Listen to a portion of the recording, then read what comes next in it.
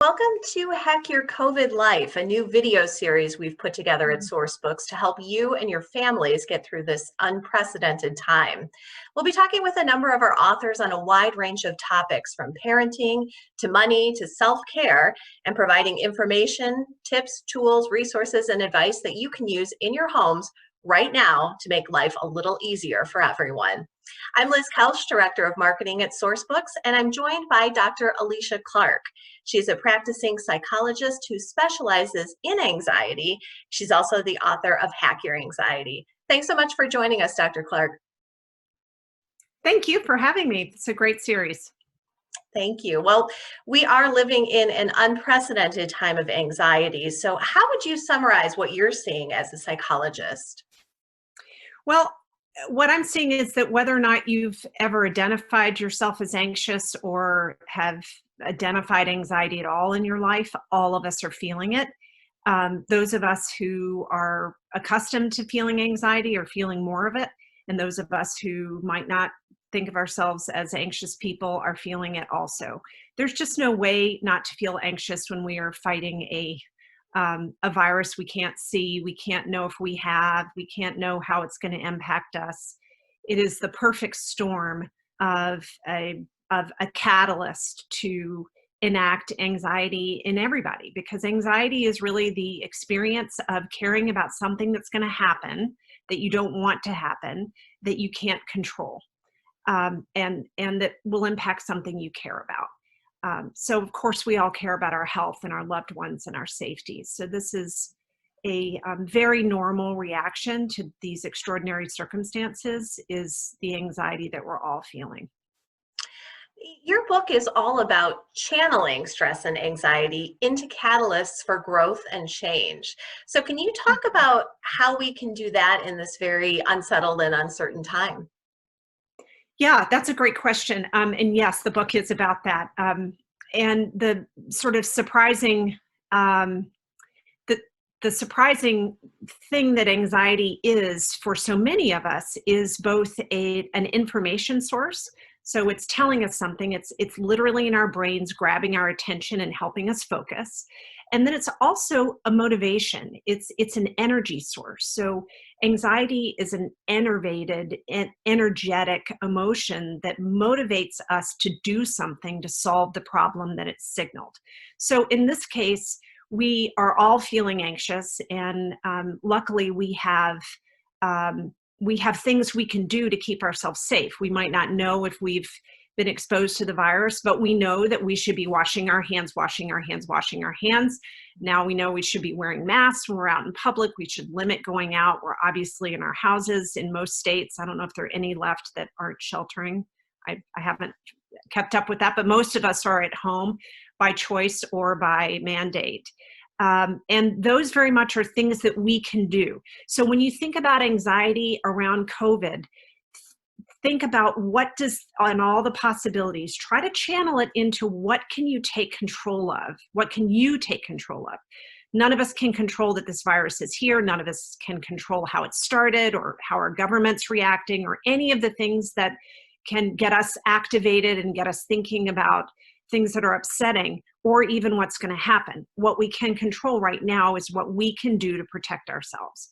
So if you need to, if you need to go wash your hands some more, if you need to embrace your inner OCD, do it, because these are things that will help you know that you're doing everything that you can do. There's always a surface that can be cleaned. There's always an extra precaution that we can take. We can always be spending our time preparing. So that's with anxiety proper. If you feel that anxiety kick in, think of how you can channel it into protecting yourself and your families. Great advice. You talked in a recent blog post about how everyone's capacity to handle anxiety is going to be strained as we continue to adjust to our new normal. So what are some of the ways to help build up your ability to handle these emotions? Yeah.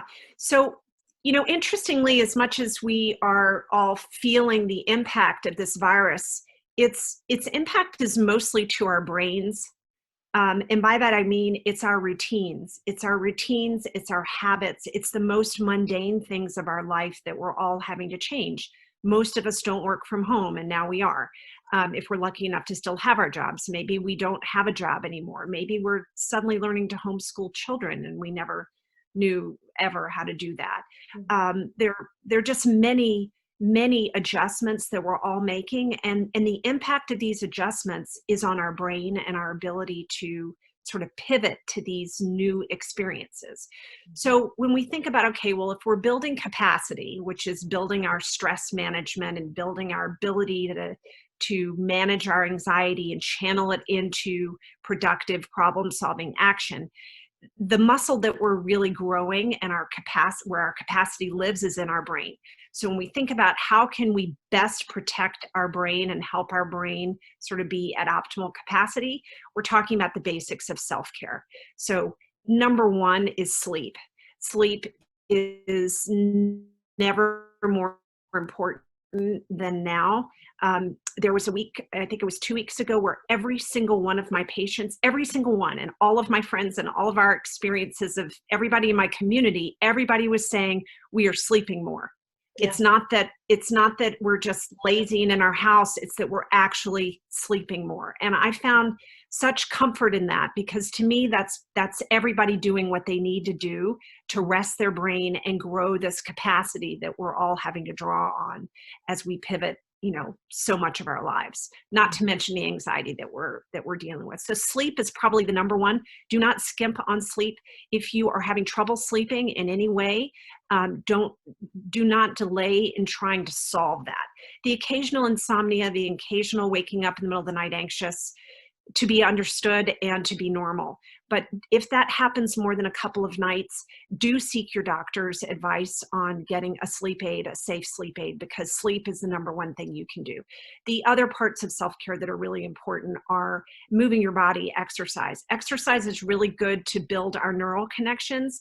It can be as little as 15 minutes a day, so long as you are winded, so long as your heart rate is up, you're aerobically exercising. Yes, the weights are helpful, but make sure that your heart rate is up, because what happens after one of those bouts of exercise is that we stimulate a chemical, a protein in our brain called BDNF that's like a brain fertilizer. So it helps us the rest of the day. They think it's like 5 to 6 hours where our brain is just going to work a little better. So if we're talking about building capacity, exercising early in the day or sometime, any time is good, but probably you're not going to get the benefit out of it if you exercise in the evening or before, close to bedtime. Whereas early in the day, when you're dealing with the things that are going to stress you out or make you anxious, this is a time to exercise in advance of that. And then the last thing is nutrition. That's the self-care triad: is sleep, exercise, and nutrition. So making sure that you are getting really nutrient-dense foods and eating as healthily as possible. A lot of people are talking about overeating, overdoing it on the comfort food, on even the alcohol and maybe the marijuana. Everybody, I would say, is doing the best they can. You don't have to change your behavior, but do recognize that you're trying to build your brain and grow your capacity. So if you can limit these overindulgences, you'll be happier for it. But at the same time, if you have an extra dessert, if you build those 19 pounds everybody's talking about, you will not be alone. Plenty of people are going to these comforts of food in facing this. What advice do you have for parents in helping their children cope with anxiety? Parents are home, the kids are home. Everybody is together 24/7 now. So can you talk a little bit about what moms and dads can do to help their children cope with stress? So I gave you the self-care triad, but there really is a fourth one there, and that's socialization, which is really, staying connected, and we're all reading and know that this is really important. It starts though at home. right? Like it can be really easy to try to connect to our extended family or our friends, but it really does start at home. And if you have a family, know that the people around you are feeling just as anxious or stressed as you are, remembering that anxiety is normal in this case. And it can be important when you're parenting to remember that just because children don't tell you that they are anxious or worried, just because they don't tell you doesn't mean that they aren't. And the best strategy that I'm telling parents to remember is to listen and give some time so that you can listen. So many of us have many more obligations now than we did before, especially at home. Everything's taking more time. We're washing groceries. We're trying to get, procure things. We're spending a lot of time homeschooling maybe. And it can be easy to forget to take time to just talk to your kids. Ask them how they're feeling. How are you doing today? Make a point of even asking them every day, how are you doing? How are you feeling? And ideally, I mean, it's great if you can do that in a whole family environment. That is good enough for sure. But ideally, if you could ask each of your children, if you've got multiple children, and ask your spouse, having a check-in, because you all are you're your core support group, it's support system, and you need each other. And that's kind of a starting place. If you're noticing that your kids are acting out, if they are more irritable, and that's the other thing, lots of people are really irritable. There's anxiety and irritability, right? There's a fear of how long is this going to last? Oh my God, I don't know if I can handle this. I can't take all, we've got dust balls everywhere. We've got, just chaos, right? That's so normal to feel irritated, but tuning in for a moment to how you're feeling. And if you're feeling anxious and you're feeling irritable, chances are your kids are too. And just making space to talk about it is a huge help, and will build a capacity with your family to talk about feelings if you don't already have it. It will be good moving forward no matter what. Great. You talk in your book that avoiding anxiety is the worst possible choice you can make under normal circumstances. What would you say to people who aren't acknowledging the added stress in their lives right now? Yeah, so if they're not acknowledging it, then maybe people around them are feeling it. Maybe that's where your question's going to a little bit. I certainly have heard and helped people communicate when, say, somebody's making a choice they don't approve of or they worry about. And the way to communicate with somebody is to say how their behavior is making you feel. Not so much a comment on their behavior, but frame whatever you need to say through the lens of feelings. So when you do that, it scares me that this might happen. Or when you do that, it makes me feel sad. Or when you do that, it makes me feel fill in button pushed. Most of us are getting our buttons pushed one way or the other. When we can say how something's impacting us, we really set up our listener to be able to hear what it is we're trying to say, and we want them to hear. For people who aren't taking anxiety seriously, if they are, if you notice that there are other behaviors, maybe they're engaging in behaviors that are impacting you, again, back to your feelings. But it could be, hey, I noticed that you're eating a lot, or I noticed that you seem to be sad, or I noticed that you're not engaging in your work the way. Is everything okay? The other strategy is ask, are you okay? Not so much how are you feeling, or I think you're feeling anxious and you're not facing it, but are you okay? How are you doing? I mean, that's another entry point into talking to somebody. And whether or not they acknowledge that they're feeling anxious is not as important as them knowing that you care about them and that they matter. Yeah. I think that's the key point. Well, you've given us a lot of great advice here. If people take one thing away from our chat today, what would you want that to be? I would say be gentle with yourself. This is so hard for all of us.